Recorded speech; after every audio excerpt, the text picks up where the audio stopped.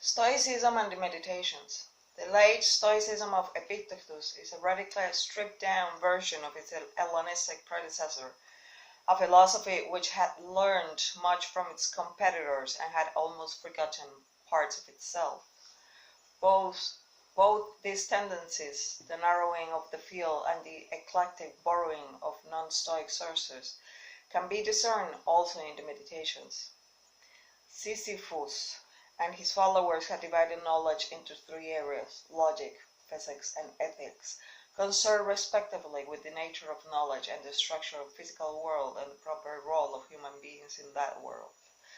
Marcus placed lip service to this triadic division in at least one entry, 8.13. But it is clear from other chapters and from the meditation as a whole that the logic and physics were not his focus. Among the things for which he thanks the gods is that he was never absorbed by logic chopping or preoccupied by physics, 1.17. Occasionally interests show an awareness of Stoic thought about language, the etymological pun in 8.57 is perhaps the clearest example. But they are the exception, not the rule.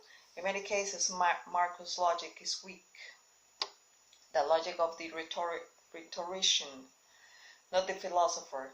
It is rare to find a developed chain of reasoning like that in Meditations 4.4. This interest in the nature of the physical world is limited to its relevance to human problems. About one of the basic Stoic physical doctrines, the notion of the periodic conflagration, epirosis, that ends a cosmic cycle, Marcus adopts an opposite position, though he was not alone in this. To him, it was ethics that was the basis of the system. Just because you have abandoned your hopes of becoming a great thinker or scientist, and don't give up on attaining freedom, achieving humility, serving others. 7.67. The questions that the Meditations try to answer are primarily metaphysical and ethical ones. Why are we here? How shall we live our life? How can we ensure that we do what is right? How can we protect ourselves against the stresses and pressures of daily life? How should we deal with pain and misfortune? How can we live with the knowledge that someday we will no longer exist? It will be both pointless and impertinent to trying to summarize Marcus' responses.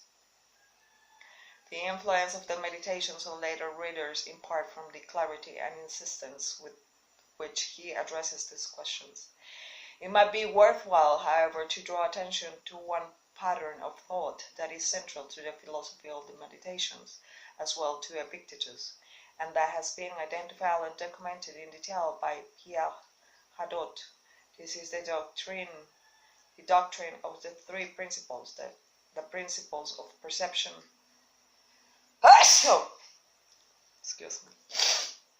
perception, of action, and of the will.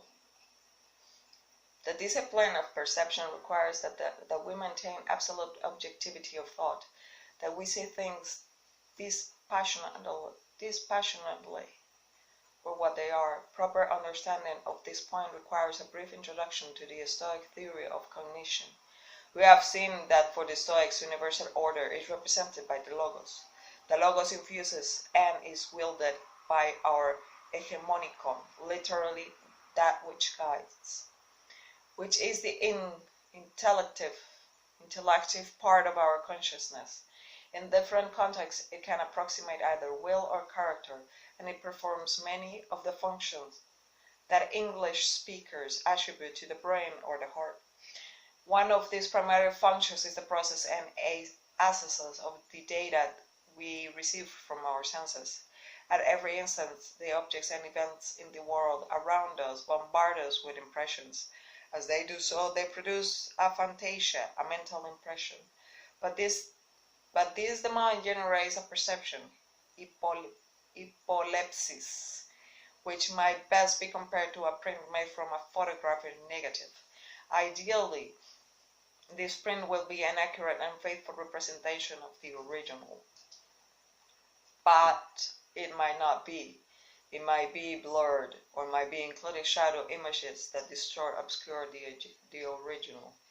Chief among these inappropriate value judgment, the designation as good or evil of things that in fact are neither good nor evil. For example, my impression that my house has just burned down is simply that, an impression, or report conveyed to me by my senses about an event in the outside world.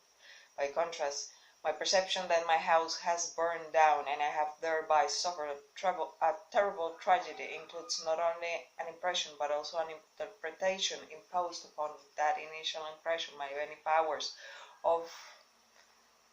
my powers of epilepsis. It is by no means the only possible interpretation, and I am not obliged to accept it.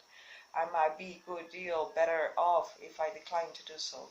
It is, in other words, not objects and events, but the interpretation we place on them that are the problem.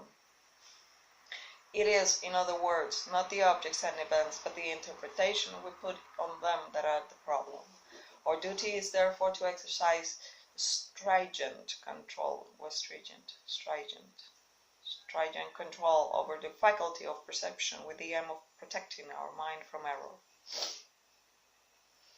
The second discipline, that of action, relates to our relationship with other people. Human beings, for Marcus as for the Stoics generally, are social animals, a point he makes often. All human beings possess not only the share of the logos, but also the ability to use it. That is what makes us human and distinguishes us from other animals. But it would perhaps be more accurate to say that we are participants in the logos, which is as much as a process as a substance. Marcus himself more than once compares the world ruled by logos to a city in which all human beings are citizens, with all the duties inherent in citizenship. As human beings, we are part of nature, and our duty is to accommodate ourselves to its demands and requirements, to live as nature requires, as Marcus often puts it. To do this, we must make proper use of the logos we have been allotted, and perform as best as we can the functions assigned to us in the supplying of the larger cosmic logos of which it is part. This requires not merely passive acquiescence in what happens, but active cooperation with the world, with fate, and above all with other human beings, who are made, Marcus tells us over and over, not for ourselves but for others, and our nature is fundamentally unselfish. In our relationships with others, we must work for the collective good while treating them justly and fairly as individuals. Marcus never defines what he means by justice, and it is important to recognize that the term implies and what it does not. All human beings have a share of the logos and all have roles to play in the vast design that is the world. But this is not to say that all humans are equal or that the roles they are assigned are interchangeable. Marcus, like most of his contemporaries, took it for granted that human society was hierarchical, and that this is born out of the images he uses to describe it. Human society is a single organism, like an individual human body or a tree. But the trunk of the tree is not to be confused with the leaves or the hands and feet with the head. Our duty to act justly does not mean that we must treat others as our equals. It means that we must treat them as they deserve, and their deserts are determined in part by the position in their hierarchy. Stoicism emphasis on the order lines of the universe implies a similar orderliness and harmony in its parts, and part of its appeal to upper-class Romans might have been that it did not force its adherents to ask difficult questions about the organization of the society they live in. The third discipline, the discipline of will, is in a sense the counterpart to the second, the discipline of action. The latter governs our approach to the things in our control, those that we do. The discipline of will governs our attitude to things that are not within our control, those that we have done to us by others or by nature. We control our own actions and are responsible for them. If we act wrongly, then we have done serious harm to ourselves, though not, it should be emphasized, to others or to the Logos. By contrast, things outside our control have no ability to harm us. By contrast, things outside our control have no ability to harm us.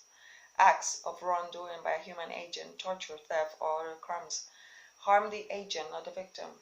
Acts of nature such as fire, illness, or death can harm us only if we choose to see them as harmful.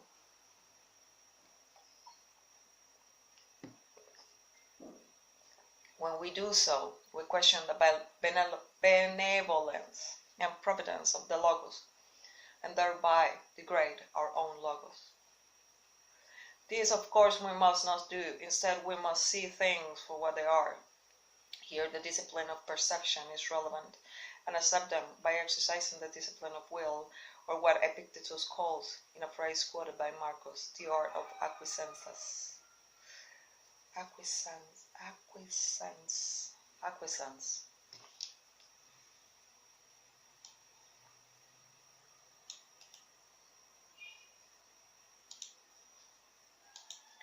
For it will be recognized that all events have been foreseen by the Logos and form part of its plan, and that the plan in question is unfailingly good, as it must be.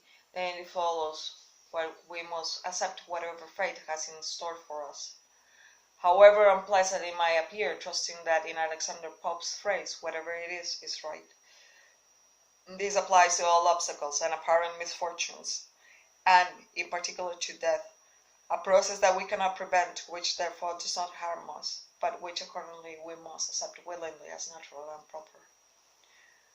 Together, the three disciplines constitute a comprehensive approach to life, and in various combinations and reformulations they underlie a large number of the entries in the Meditations. We see them laid out starkly and implicitly in Meditation 7.54. Everywhere, at each moment, we have the option to accept this event with humility, to treat this person as we should be treated, to approach this thought with care and nothing irrational trips in. We find the same triad and rephrase and reorder in Meditations 9.6, objective judgment, unselfish action, willing acceptance of all external events, and we find it in a more subtle form underlying Meditations 8.7. Progress for a rational mind means not accepting falsehood or uncertainty in its perceptions, making unselfish actions its only aim, seeking and shunning only the things it has control over, embracing that nature demands of it, the nature in which it participates, as the leaf nature does in the trees. A score of other entries could be cited. The almost obsessive repetition of these 3 points suggests that they lie at the very heart of Marcus' thought and of his project in the Meditations.